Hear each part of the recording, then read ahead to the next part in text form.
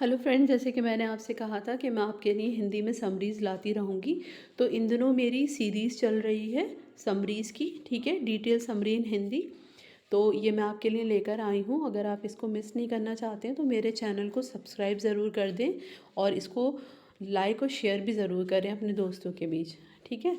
तो ये है पोएम 6.4 सोलर फ्लेयर पोएम, ठीक है। ये है आपकी book learn well smart communicative English से, क्लास 8 की बुक है ये, ठीक है, उससे है ये पोएम।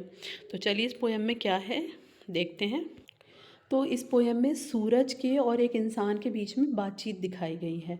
मैंने सूरज की ओर देखा और वह नाराज़ था। मैंने देखा कि सूरज नाराज़ मुद्रा में था, मानो वह किसी बात से परेशान हो।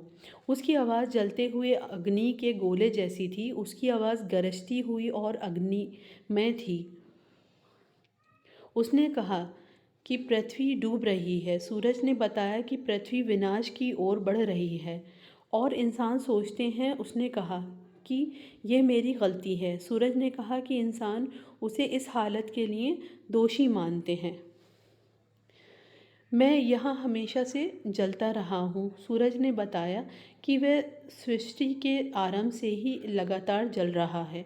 मैंने ग्रहों को ठंडा होते, आकार लेते और बनते देखा है। उसने देखा कि ग्रह ठंडे हुए, अपने रूप में आए और विकसित हुए। मेरी धूप ने मौसम और मौसम की स्थिति बनाई। सूरज की किरणों ने पृथ्वी पर मौसम बनाए और इंसान का विकास हुआ, क्योंकि आपकी पृथ्वी गर्म थी। सूरज ने बताया कि पृथ्वी की गर्मी से ही इंसान का विकास संभव हुआ। 100 साल पहले मैं हीरो था। 100 साल पहले सूरज को सकारात्मक रूप में देखा जाता था, एक दोस्ताना चेहरा जो गर्मियों की सुबह को रोशन करता था। सूरज सुबह को रोशन करता और खुशी लाता।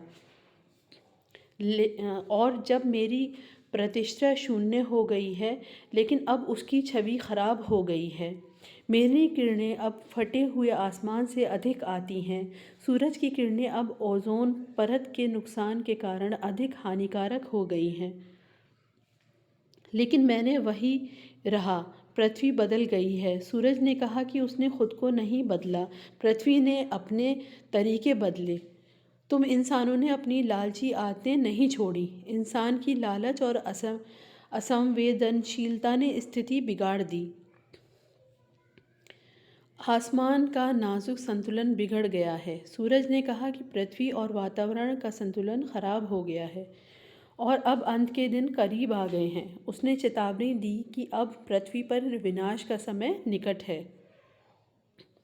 तुम्हारा जलवायु परिवर्तन दुनिया को घूमने से नहीं रोकेगा। सूरज ने कहा कि जलवायु परिवर्तन पृथ्वी की गति को नहीं रोकेगा।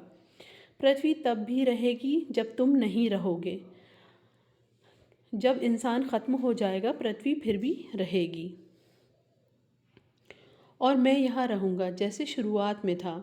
मतलब सूरज ने कहा कि वह शुरुआत की तरह अपनी जगह बना रहेगा, जब कोई नहीं होगा जिस पर मैं अपनी धूप बिखेर सकूं। मतलब है, लेकिन उसकी रोशनी को ग्रहण करने के लिए कोई नहीं होगा। मैंने उससे कहा कि मैं उन्हें सुनाने की कोशिश करूँगा। मैं सूरज से कहता हूँ कि मैं इंसान को समझाने की कोशिश करूँगा। अभी भी समय है कि हम अपने किए गए गलत काम सुधारें। इंसान अब भी अपनी गलतियों को सुधार सकता है।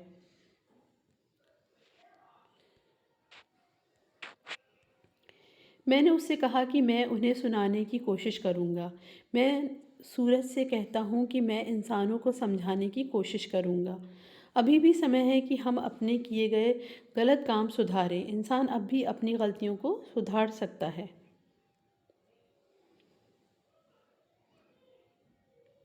जब सारी दुनिया अपने हाथ उठाकर खड़ी हो जाएगी, जब सभी इंसान एकजुट होकर कदम उठाएंगे, शायद हम सूरज के चेहरे पर मुस्कान देख पाएंगे। तब सूरज फिर से खुश होगा और प्रसन्नता बिखेरेगा। सारांश। कविता का संदेश है कि जलवायु परिवर्तन के लिए प्राकृतिक नहीं, बल्कि मानव की लालच और लापरवाही जिम्मेदार है। अगर हम समय रहते अपनी गलतियों को सुधारें और पर्यावरण संरक्षण के लिए एकजुट हों, तो पृथ्वी का संतुलन बहाल किया जा सकता है।